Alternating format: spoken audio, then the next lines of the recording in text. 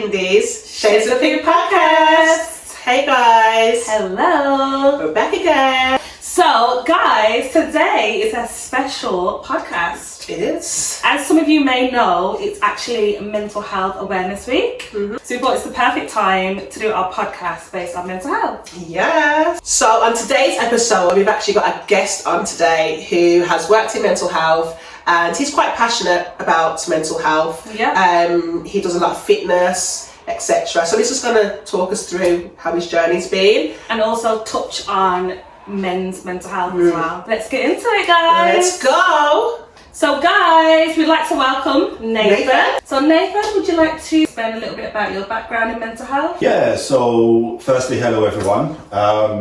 Before we do say that, I just want to say that I love what you guys are doing, genuinely. Oh, thank you. So cute. No, genuinely, I think it's a really, really good movement that, you know, you're trying to do, and yeah, we'll definitely push things on. But in regards to me, I'm going to be talking about men's mental health, what I've supported people through, the industry that I've worked in, and just things that I've experienced as well, being the age that I am. Still young, but old enough to know. Would you like to tell them or Not really. No crap, so Do you know what I'm saying? Trust me. But yeah, so you know, we'll get into a little bit of the statistics. We'll keep it light-hearted. We don't want to go too deep with it. You know, and then if there's any questions from anyone, I'm sure they'll write them in the comments anyway. So. Definitely. So what made you get into mental health? You know, the thing is, how I grew up, where I grew up, there's always been an interest in it for me. So I've looked at certain people in the limelight, celebrities and stuff like that, and I've always been fascinated by how they deal with mental health. I started off volunteering with Birmingham Mind quite a few years ago. I won't say how many. But yeah, I started. Wow, just show them your experience. Tell them the experience. Wow. Seriously, tell your life behind you, bro. Nah, you know, it was like the journey I started off with. I'm a person, anybody that knows me personally knows that I'll do anything for anybody. Yeah. Whether that's supporting them mentally or emotionally. So I've always been that go-to person. And because I've always been that go-to person, I thought, do you know what, if I can help people around me, I can help others as well. Yeah. And I am a people person. So I decided to, as I just said, started volunteering at Birmingham Mind. Is that just to get your foot in the door? Yeah, because I was like, no one's going to give you a job straight off the bat. Do you know what I mean? And exactly the experience. So just to build up my experience, build up my knowledge, more so build up my understanding of the mental health sector. After when I was volunteering for about a year, I then decided, you know what, I'm going to leave the job that I was in. That was a desk job. I was going to say, what job was that? Just like a dead end job. Like admin stuff? Yeah, like working in insurance and stuff like that. So I was like, enough's enough. So I wanted to pursue that career in mental health. So stopped volunteering with Birmingham Mind. Long story short, started working full time for a particular company. I won't say the name, obviously, for data protection, but I was working for a particular company. Also started working for a secure unit as well, working with the most challenging, both mentally and physically.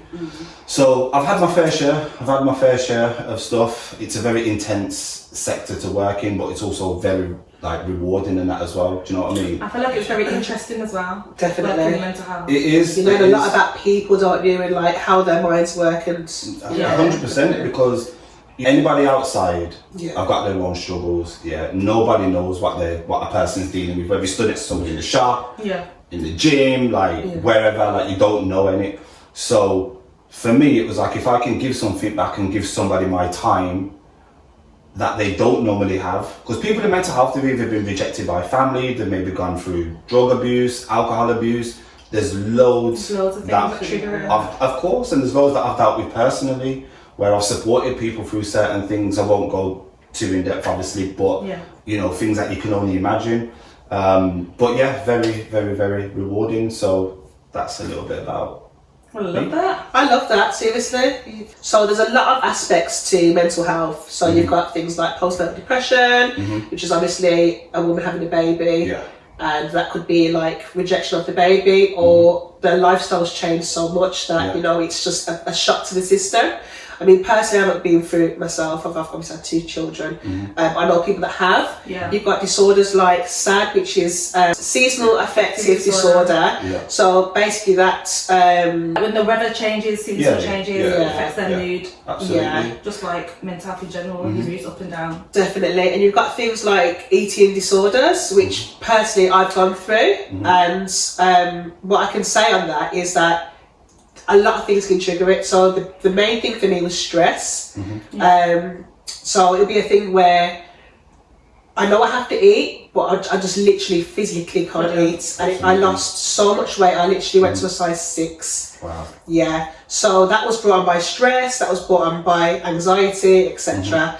So I know quite a few people that have gone through that, and some people it's the opposite way, where they actually gain weight because the disorder is where they eat a lot more just to comfort them. Absolutely. But you have got the other aspects where you physically you can't eat, and when you eat you actually feel sick. So it's obviously a mental thing that's kind of stopping you from your body from working, really. Of course. Yeah, so you've got that also as well. That's another big thing, isn't it? And I don't think maybe people understand that an eating disorder can be classed as mental health. Yeah. It is because there's a lot of things that people don't realise is classed as a mental health. Absolutely, Yeah, absolutely. I mean, there's a lot, and we can wheel off absolutely loads of them. Diagnosis and different levels of it, different severities. Yeah. You know, so for me, it's like anybody, and I've supported people with eating disorders, and like you've just given the examples there. You've got one end here where they can't eat or won't eat, and then you've got another where they just eat anything and everything. Definitely. So it's a big thing, and it's a thing that has to be addressed, and there has to be support in the right areas for those people. Because when I've been supporting people that have eating disorders, it's easy for me to turn around and say, finish your finish your beans on toast, or finish this, or finish your plate of food, or whatever it is. But in the reality, I'm not understanding, or I'm not hearing what's going on in their mind. And it is a battle. It can be a battle. I think for me, I mean, I've been the past year, I've gained back to my normal weight size, which is a size 12. But as Kiki knows, she's my witness, it took a lot to get me there. It took a lot to mentally get myself out of a situation. And just, even I had to get to the stage where I had to put an alarm on to eat. So breakfast, I have to have my lunch, and I have to have my dinner. And like, even if it's a thing where I started off eating like 3 spoons, and then the next time it was 4 spoons. That's a progress for me. Absolutely. Now, Kiki knows I can eat for England. now I need to slow down. Cool down. I'm telling you, I'm not even carrying. You know what I mean? It is a big thing because, like you've said, if you've got a plate of food there, you're going to look at it and you're already going to be defeated. Because it's too big. Like the Sunday dinner you would eat now with the chicken and the dumpling and the rice. I couldn't think about that, 2-3 years ago, no way. There you go. Do you know what I mean? And exactly what you just said there is a prime example when it comes to mental health, is about small steps. So I say to anybody that's going through anything right now, and you might not feel you're going through something. That's the thing, you don't actually realise, and I can say that because I didn't even know what I used to go through back in the day was actually classed as a mental health, which was, I don't know the correct wording, but you know, when your body image, I don't know what the correct name is for that. So your body conscious. Your body something. Body dysmorphia. So for me it was like, I always felt like I was skinny.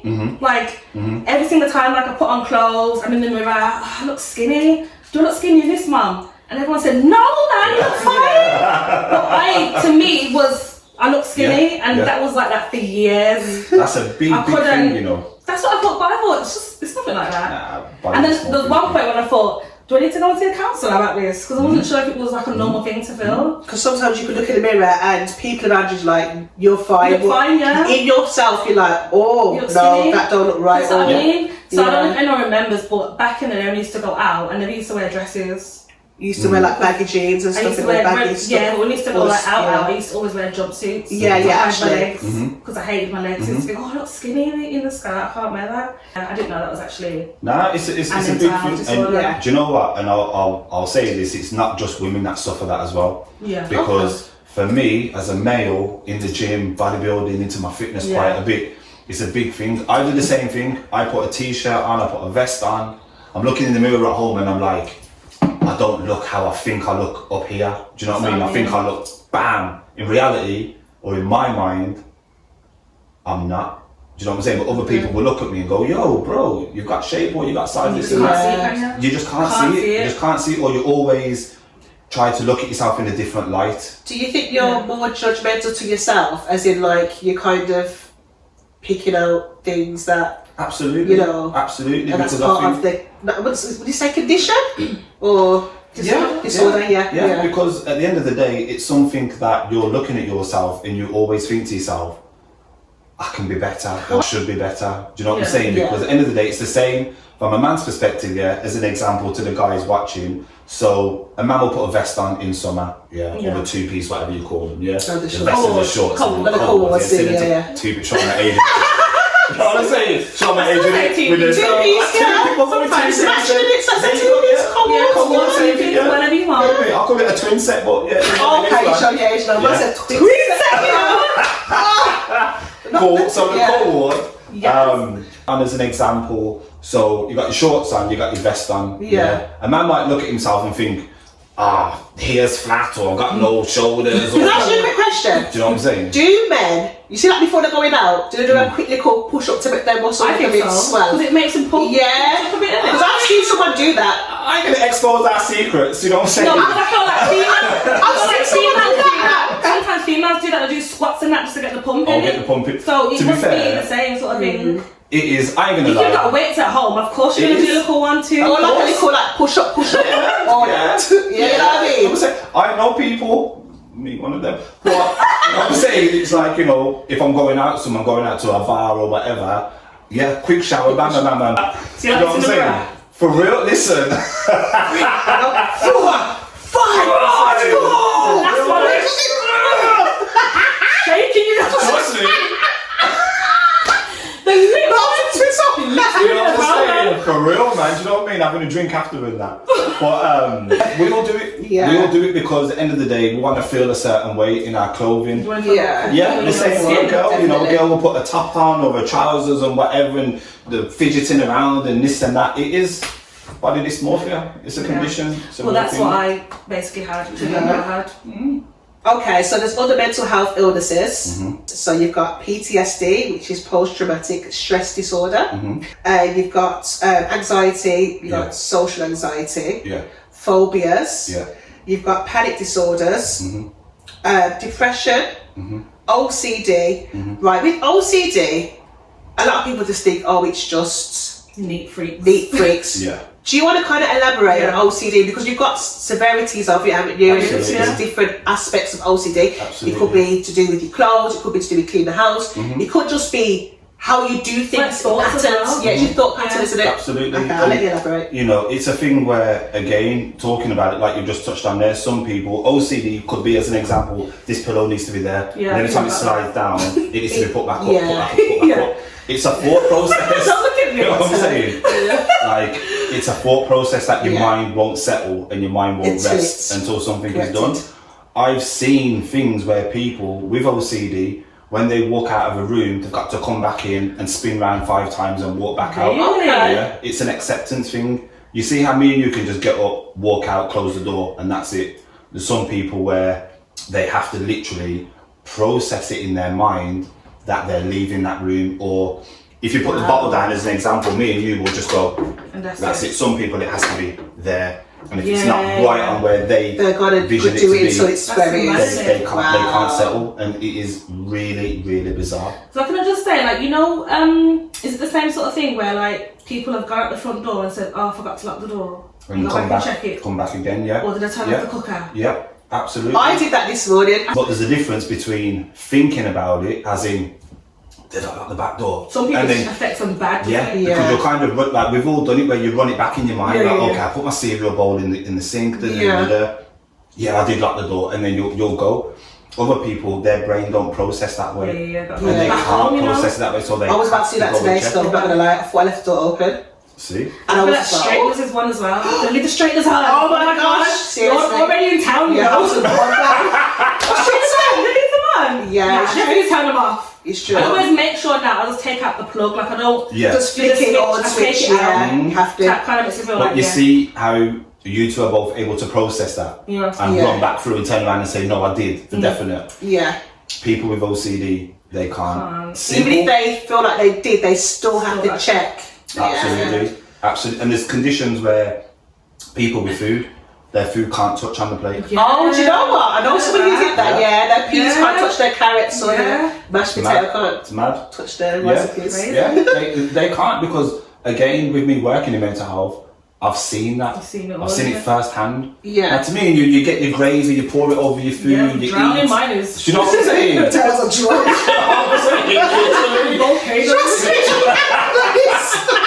I'm saying bare sauce and that. Yeah. Mint sauce over the top and that. That's crazy though. But again, I know people that eat to me and you, their food is dry or there's no flavour, there's no sauce or whatever. That's how they have to eat it. They have to eat it like that. That's how they process. That is their way of accepting and telling themselves that this is the right way to do something. Yeah. Absolutely. Okay. So you've got things like stress. You've got hoarding also as well. I think that's that with anyone. I think I'm a little bit of a hoarder. Not gonna lie. I think I am a little bit as well. Only a tiny little bit though. Yeah, when you say a tiny bit, that could be the beginning of. Do you reckon? Yes. No, I think it's just, I don't know. In what way, like, do you hoard, or is it clothes? Is it like shoe boxes? Is it? I keep birthday cards. Clothes. Oh, handy actually. Yeah. Oh my God, birthday cards. I'm like, yeah. Or I keep all my birthday cards. I think I've still got my 20 something. Ooh. I've got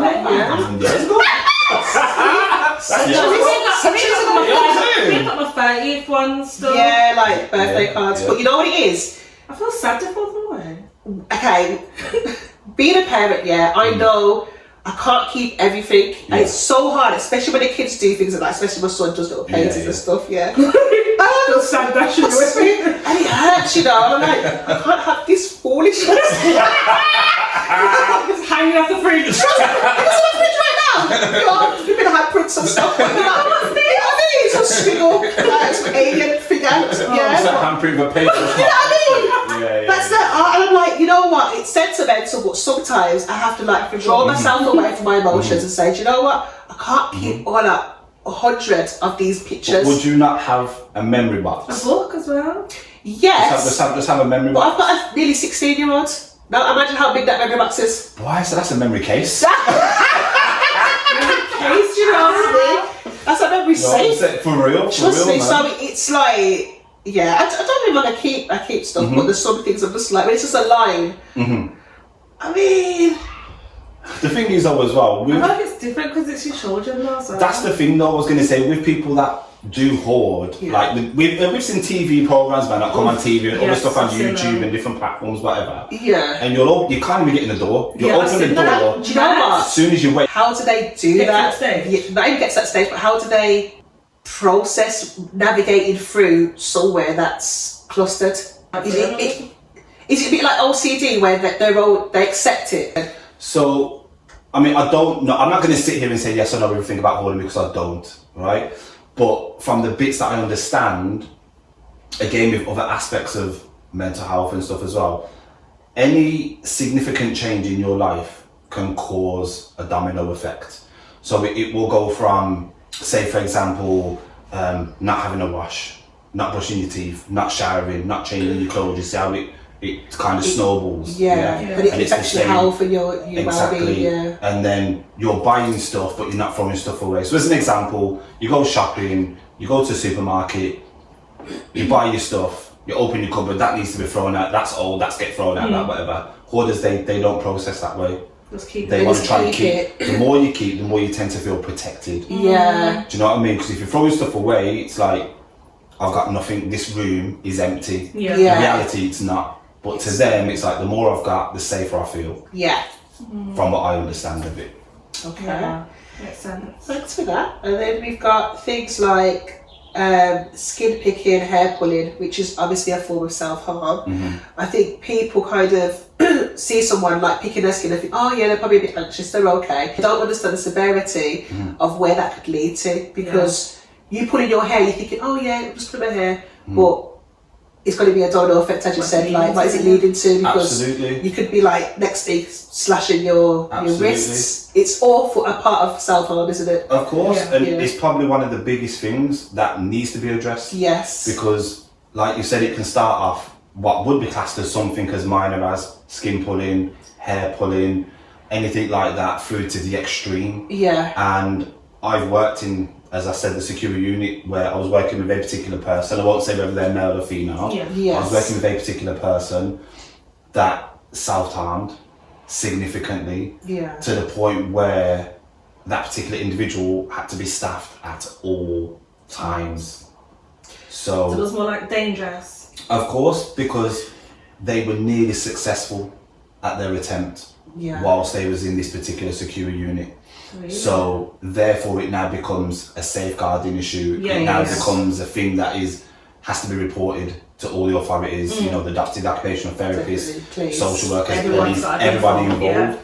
And when I sat down with this individual and had a conversation with them, just to try and understand their thought process and why, and is there anything we can do to help? And sometimes it's just a case of listening, which is okay sometimes, but on the back of that, anybody can listen, but what are the actions going to be? Because you can sit down with someone, they can offload everything. Yeah. If you walk out the room and go, oh, that's an hour gone. Yeah. That person's relying on you to do something for them. Exactly. And it's about building that rapport, that relationship with that particular individual. Yeah. So for me to see somebody go through that, it hurts me as a worker, because no one should feel that low.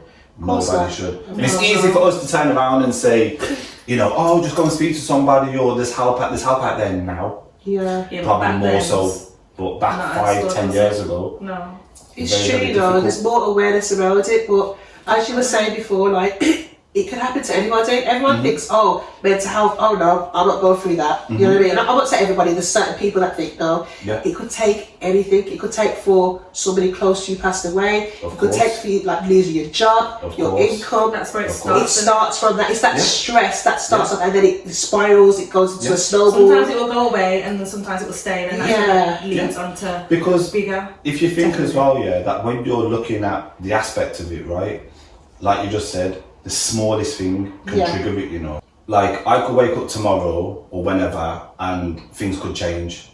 So again, I've worked with, and I can say this openly, I was working with a guy, mid-50s, he was, literally, from what he was telling me, had the world at his feet, had his own business, married, kids, nice house. The perfect life. Literally what people would say, that's literally what it is, isn't it?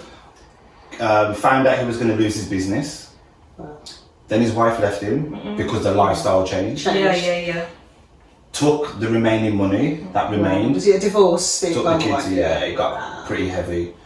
Took the kids, and then he turned to alcohol, drugs. That's a shame. And sitting down with him, the lifestyle that he was telling me he had, he wasn't no millionaire, where he was buying Gucci this and Louis that, but he was comfortable. He was comfortable, do you know what I mean? Yeah. To then literally being in an accommodation where you feel you've got nothing. And again, that spiral. Yeah, you can see how as well. His life has changed dramatically. And that's what I always say, like, you don't know who you stood next to and what their journey is. Don't know their story. Do you know what I mean? You don't know what people's battles are. This is why we need to stop, as the human race, judging people. So when we look at people, think, oh, this person looks a bit old, they're a bit, you know, cuckoo. But you don't know what they're going through.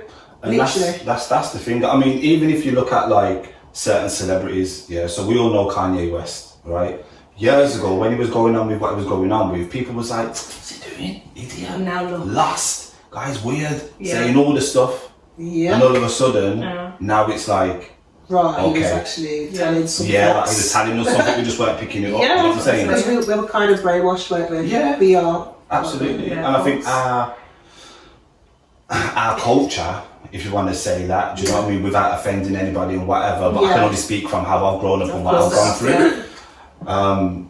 Even looking at things that way, I was told growing up that you don't show your emotions, you're a bad man. As a male. Do you know what I'm saying? As a black man growing up, you're not allowed to speak on those things because you're classed as weak. Yes. So it gets to a point where certain things I try to change the older I'm getting. Do you know what I'm saying? I'm trying to be a better person. Opening up, speaking to people, journaling, those things there help me personally. Yeah, definitely. So Yeah. So touching a bit on men's mental health. Yeah. Down here, now everything they go, you fancy.